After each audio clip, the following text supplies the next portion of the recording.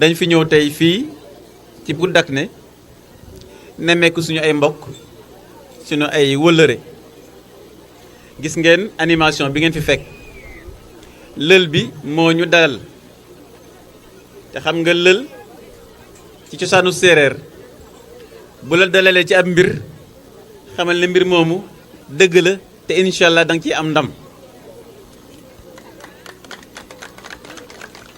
fogamen garanga meke Pout Dagné in so'o me ndutne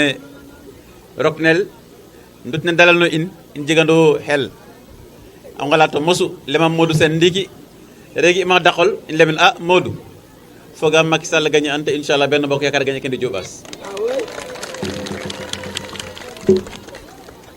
kon nun we ndutne ke andona nuno jigno in weeɗayo nun kawde bo in jigo ndam yaatu kon di wax ne lii dafa nekk liggéey bu ñu tàmbalee ci ay weer passé ñu ñëw di waxtaan ak askan wi leen nemmeeku gis ngeen dëkk bi ñu ñëw su ngeen xoolee lamp yi ñu ngi tàkk nii dëkk bi avant 2012 amul woon courant seen ité bi gënoon metti mooy naka la ñuy fexe ba Pout Dagné am courant ana soxna Mari kaay jege si ma fii yaakaar naa bi ñu fi ñëwee ñetti at yi passé fii la ñu ñëwoon keroog guddi lañ fi egsi guddi googu mu lëndëm kurus yaakaar naa soxna Mari yaa jëloon kàddu keroog ne ma gis nga dëkk yi ñu wër yëpp tàkk nañu sauf Pout Dagné kañ lay tàkk ma ne la ci kàttanu yàlla sunu borom incha allah dinañ indi courant bi fii ci Pout Dagné yaakaar naa loolu am na ni ñu def ba indi courant bi fii ci Pout Dagné yeneen projet yi ñu fi wax noonu la ñu ci def également ba ànd ceeg yéen pour indi ko di wax ne dimanche ak jàmm le 24 février ñu ngi woo waa Pout Dagné yëpp ak waa Pout Diack ñu mobiliser wu comme un seul homme teel a xëy dem votel candidat Macky Sall bi nga xam ne mooy sunu candidat mooy candidat coalition Benno Bokk Yaakaar est-ce que waa Pout Dagné mën naa leen ñaan loolu est-ce que da ngeen ma ko may dégguma dara dama ne waa Pout Dagné est-ce que di ngeen ñu may loolu le 24 février ngeen votel Macky Sall waa lël bi maa ngi leen di ñaan est-ce que loolu di ngeen ci liggéey pour ñu am victoire largement le 24 février kon yaakaar naa waaw loolu moom jar naa def bruit moom ñu déglu ko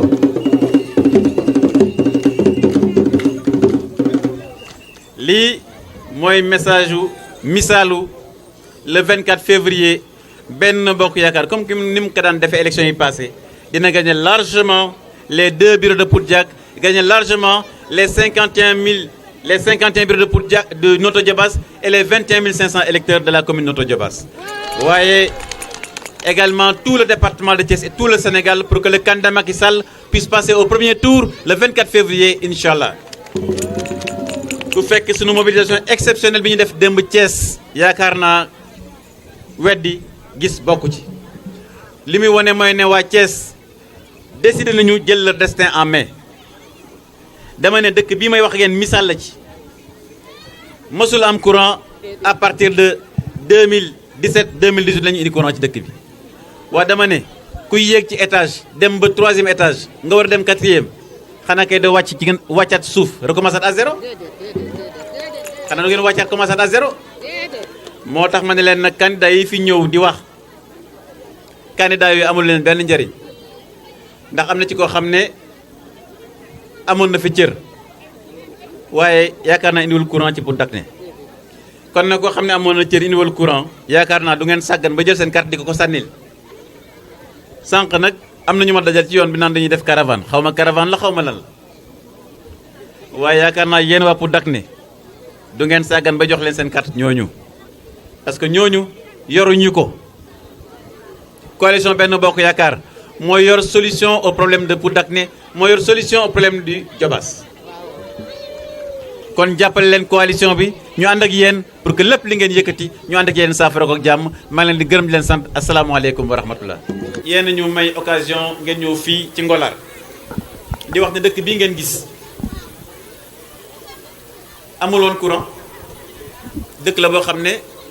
y a plus de 4000 habitants jóge nañu beneen dëkk di pour dak ne amuloon courant ñun ñoo fi indi courant électrification dans le cadre du programme gouvernemental ñu ànd ak ñoom électrifier le village de Ngolaar loolu waral ngeen gis cette mobilisation exceptionnelle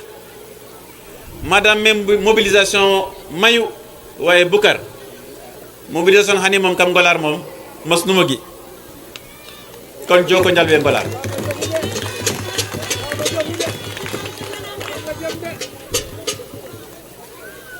nun rewe kontanam nun nanam formation nun fitna aje keke fafna mba nun kontanam de formation mba nun kontanam de formation pour waxtaan ak population yi gis ngeen heure bi ñu fi toogee ba léegi di ñu xaar pour ñaan leen ñu voter pour la coalition Benno Bokk Yaakaar voter pour le candidat Macky Sall le 24 février bii di ñëw démb wax naa ko au meeting de Thiès nee naa les populations de Thiès dinañu voter le candidat Macky Sall ndax bilan bi kenn du ko lam-laame dëkk bi amuloon courant am na courant bilan la boo xam ne bu ne kët ne jon kenn du ko werante kon looloo waral ñu jàpp ne Ngolaar ak Notto Diobass dinañ gagner largement les élections le 24 février inchallah bulletin neke o bulletin ley nun kaɗanga men no wote tel nun jango bulletin andona foton Macky Sall refde fo pisne nande fo o bulletin leng rama jegen wa andona ka kaɗo waɗo o bulletin yeeq pour nun jaxase o bulletin lekelo nun kaɗanga bureau de vote ne nak banun so o kiina supit maaga bulletin Macky Sall jangena Bukar n'acceptez pas que des délinquants viennent dans le bureau de vote di jaxase délinquants yi mooy ñan mooy ceux-là qui par leur fonction on les met dans le bureau de vote et qui veulent saboter le processus électoral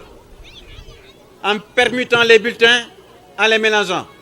Nos représentants dans les bureaux de vote, soyez intraitables là-dessus. Le bureau de Ngolaar, lors du référendum, nous avons constaté un président du bureau de vote